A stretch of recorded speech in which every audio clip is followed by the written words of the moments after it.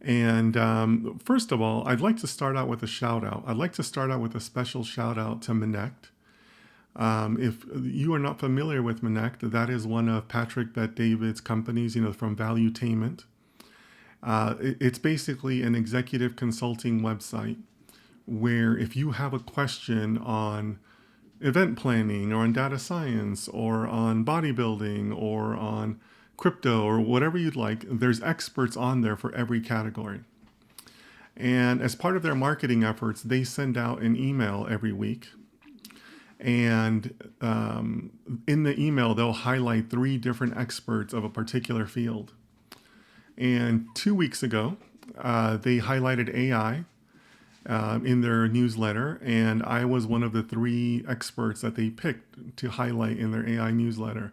So that was pretty cool. I was pretty honored by that. I had no idea that it's something that they did on their own. They kind of surprised me with it.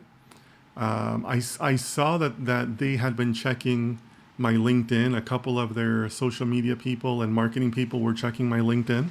So I guess maybe they were just kind of, verifying my background or whatever.